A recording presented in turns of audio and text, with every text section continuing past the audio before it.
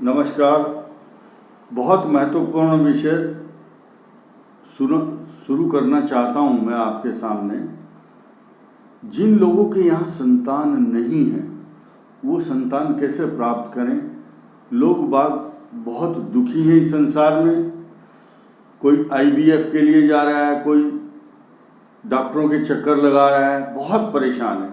बहुत सरल उपाय बता रहा हूँ, इसको अपनाइए और लाभ प्राप्त कीजिए। वेदों में वर्णन आया है, इस संसार में हर मनुष्य की 3 ऐषणाएं होती हैं। ऐषणाएं का मतलब है इच्छाएं। सबसे पहली है लोकेषणा। लोकेषणा का मतलब है मेरा सम्मान हो समाज के अंदर। दूसरा है वित्तेषणा, जिसको धनेषणा भी कहा गया है। धन की इच्छा, हर आदमी चाहता है मेरे पास बहुत धन हो, उसका भी उपाय है। और तीसरा महत्वपूर्ण है पुत्रेषणा, मेरे यहाँ पुत्र जरूर उत्पन्न हो। 3-4 लड़कियां हो जाती हैं, हर आदमी चाहता है मेरे यहाँ पुत्र जरूर हो। और पुत्र उत्पन्न करने का विधान क्यों है शास्त्रों में, ये सुनिए आप। पुत्र शब्द जो है 2 शब्दों से बना है, पु और त्र। ये क्यों है? ये पु और त्र क्या चीज है? 112 प्रकार के नरक हैं। इनमें एक नाम है पुम नाम का, एक नरक है पुम। पुम नाम नरकाय त्राक इति पुत्र।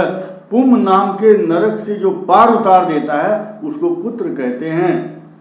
त्र का मतलब होता है त्राण करना, पार उतारना।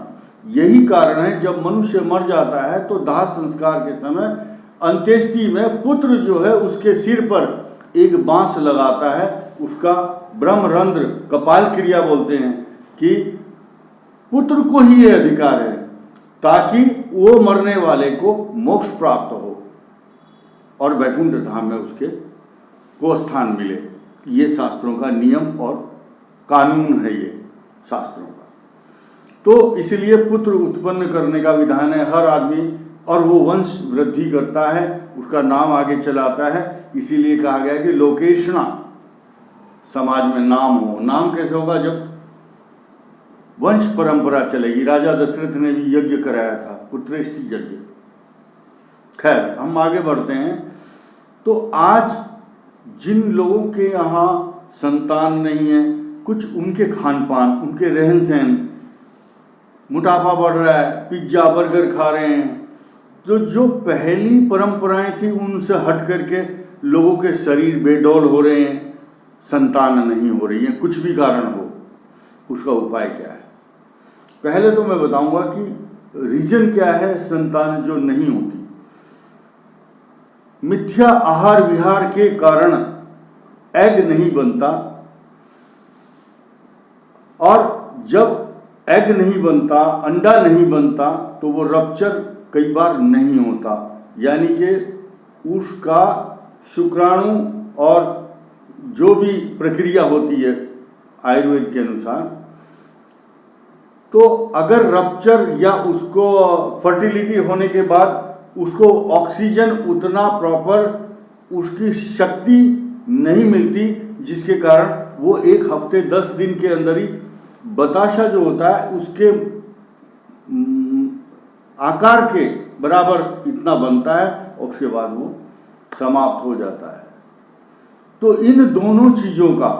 तीसरी बात, पुरुषों के अंदर जब शुक्राणु या स्पर्म्स काउंट नहीं होते ढंग से, तो ये भी एक कारण होता है। तो इसमें क्या है, दोनों स्त्री और पुरुष को औषधि खानी चाहिए। आयुर्वेदिक औषधि का विधान है। नियम से अगर खाएंगे, मासिक धर्म समय पर होगा, एग बनता है। ये हर स्त्री अपनी गाइनोकोलॉजिस्ट से चेकअप करा करके रखते हैं, सबको मालूम है। सब पुरुष अपने हेल्थ रिपोर्ट रखते हैं, मेडिकल रिपोर्ट सबकी रहती है, टेस्टिंग रिपोर्ट।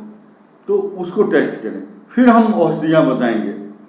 और इसके अलावा आप दोनों पति पत्नी नियम से, दिनचर्या से 15 दिन 20 दिन अगर जो औषधियाँ मैं प्रिस्क्राइब करूँगा वो खाएंगे, तो लाभ होगा। लेकिन इसके साथ साथ आप जब गणेश जी की आरती करते हैं तो उसमें एक शब्द आता है, बांझन को पुत्र देत निर्धन को माया। गणेश जी ऐसे हैं, बांझन को पुत्र देत निर्धन को माया, दोनों चीज, दोनों लड्डू हाथ में। गणेश जी की और भगवान कृष्ण की हरिवंश पुराण में वर्णन आता है, उनका चित्र, भगवान विष्णु, भगवान राम और गणेश, लॉर्ड गणेश, ये मेल हैं, पुरुष देवता हैं। इनके चित्र ऐसे स्थान पर लगाएं जैसे आपके बेडरूम में प्रतीकात्मक रूप से। उनकी पूजा नहीं करनी, उनके दर्शन करने हैं। सिर्फ जब भी आप जागें आपके सामने भगवान के दर्शन हों, ये शास्त्रों का नियम है। और उसके बाद कुछ औषधियाँ हैं, उनको अगर मैं बताऊंगा तो आप गूगल में चेक करोगे, इधर उधर देखोगे, तो कुछ ऐसी औषधियाँ हैं आयुर्वेदिक, आप बना सकते हैं।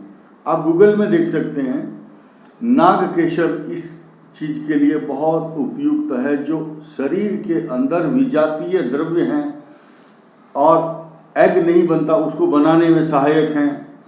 एक औषधि आप गूगल करके देख सकते हैं, शिवलिंगी है। और कुछ ऐसी औषधियाँ जो पका करके हाथ से बनाई जाती हैं, बहुत बताऊंगा तो बहुत लंबा हो जाएगा वीडियो, तो इसलिए अगर किसी को ये औषधि की आवश्यकता है या बनाना चाहता है कोई, हमसे परामर्श ले सकता है।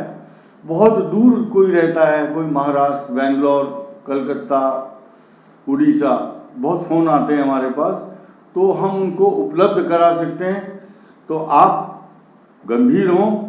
और इधर उधर एक बात यहाँ बताना चाहूँगा गंभीर रूप से, कुछ लोग तंत्र मंत्र टोना टोटका के चक्कर में पड़ जाते हैं। कोई बताएगा इसको भूत चिपटा हुआ, कोई जिन्न चिपटा हुआ है, इसके ऊपर किसी ने तंत्र मंत्र छोड़ा हुआ है। इस भ्रम में ना पड़े। एक रोग होता है योशा अपस्मार, आयुर्वेद में योशा अपस्मार, उसमें महिलाओं को एक इन्फेक्शन रहता है यूट्रस के अंदर। It may be cause of this disease, ये कारण है जो संतान नहीं हो पाती। स्त्री को ऐसा लगेगा कि शरीर के अंदर कोई बहुत विकृति है, डरावने सपने आते हैं, तो समझ लो ऐसा कोई गला दबा रहा है और आपको मार देगा कोई, ऐसे स्वप्न दिखाई देते हैं, तो समझ लो ये योशापस्मार रोग है और ये इन्फेक्शन है।